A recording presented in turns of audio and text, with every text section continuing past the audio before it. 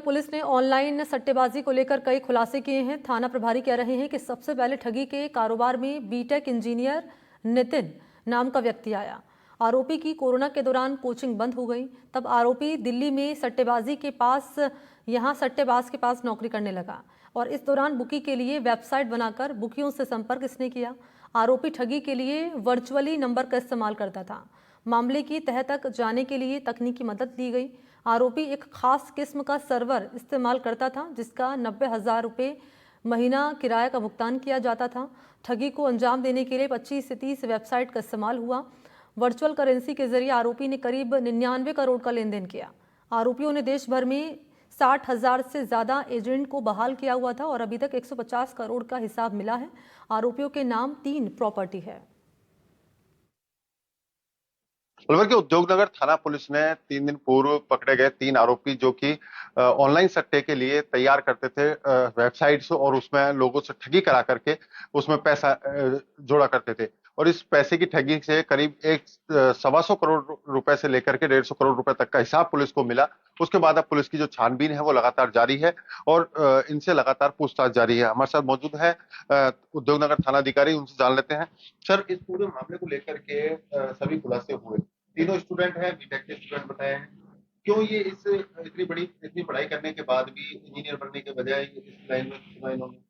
ये क्या तीनों बीटेक हैं और इनमें से एक जो नितिन है उसने काफी टाइम तक कंप्यूटर क्लासेस भी चलाई। फिर इन्होंने जब कोरोना के टाइम पे जो ये बिजनेस करते थे, जिस साइटों पे काम करते थे, जब वो डाउन हुई तो इन्होंने कोई मनीष गुप्ता था दिल्ली का, उसके लिए इन्होंने सट्टेबाजी के ऐप पे मंथली सैलरी बेस पे काम किया। तो इनको ये आइडिया आया कि वहां से कि ये तो अपन भी कर सकते हैं। तो फिर इन तीनों ने अपनी एक गैंग बना के इन लोगों ने अपना सोपड़ी जो वेबसाइट इन्होंने डिजाइन की और उसको एक झांसी बेस्ड, अभी जो हमें इनिशियल जानकारी मिल रही है उसमें झांसी बेस्ड कोई लड़के हैं जिनको अपन बोल सकते हैं बड़े बुकी टाइप के, उनसे इन्होंने संपर्क किया और वो उसको इन्होंने वो वेबसाइटें शेयरिंग बेस पे, प्रॉफिट शेयरिंग बेस पे उनके साथ ये काम कर रहे थे। अभी इनिशियली हमने उन पे भी काम करना स्टार्ट किया क्योंकि समस्या ये है कि सारे वर्चुअल नंबर से आपस में कनेक्टेड हैं। तो झांसी बेस्ड जिनके बारे में बात कर रहा हूँ, सारे वो वर्चुअल नंबर का यूज कर रहे हैं। उनको थोड़ा सा टेक्निकली हम कोशिश कर रहे हैं उनको आइडेंटिफाई करके हमारे अनुसंधान में शामिल करने की। सर, इनका क्या कोई इनके प्रॉपर्टी, इनके जो परिवार से जुड़े हुए लोग हैं उनको कहीं बड़े लालच में जिस तरह से इन्होंने खरीदी हो या इन्वेस्ट किए हो, उन सब चीजों का अपन ने कहीं आकलन किया है कि कितना इन्होंने कोरोना बाद से जब से इस लाइन में आया तो कितना इन्होंने अर्जित कर लिया है? देखिए, अभी जो इनिशियली जो इनके फोन से हमें जमीन संबंधी डाटा मिले, जो आसूचना के आधार पे मिले, तो 2 प्रॉपर्टियां तो हमने अलवर की आइडेंटिफाई की हैं। एक प्रॉपर्टी इन्होंने गोरखपुर में खरीदी, एक प्लॉट।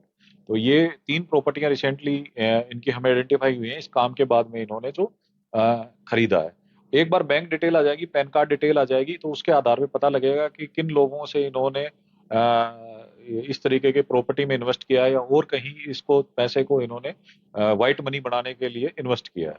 कितने अकाउंट्स अभी इनके मिले हैं और आगे पुलिस की फर्दर क्या कार्रवाई होने वाली है इनके इस पूरे मामले को लेकर? अकाउंट इनके अप्रोक्सीमेट बताऊं तो 8 से 10 अकाउंट्स हैं, अलग अलग बैंकों के हैं और कुछ एक इन्होंने क्रेडिट कार्ड्स वगैरह हैं, जो आपको पता है कि 15 अपने को मिले थे। हमने उनकी सभी की डिटेल्स अभी मंगाने के लिए बैंकों को पत्राचार किया है। तो बिल्कुल जैसा कि थानाधिकारी महोदय ने बताया कि इस पूरे मामले को लेकर के 150 करोड़ की आमदनी डिजिटल करेंसी में कन्वर्ट की हुई थी लोगों के साथ, जो ठगी ये लगातार कर रहे थे। क्योंकि इसमें सबसे बड़ी अहम बात, क्योंकि उस डिजिटल सिस्टम के ये खुद ही निर्माता है और खुद ही उसको ऑपरेट करने वाले हैं, तो उसके लिए कहीं ना कहीं अब तकनीकी जो जानकारियां हैं वो पुलिस को लेनी पड़ रही है। उन तकनीकी सहायताओं के आधार पर ही इनसे अब आगे की जानकारी जुटाई जा रही है और इसमें एक बड़ी चेन जो है, कहा जाए कि एक बड़े नेटवर्क इसमें सामने आ सकता है जिसका पुलिस बहुत जल्द खुलासा कर सकती है। अलवर से मुदित गौड़, एनडीटीवी।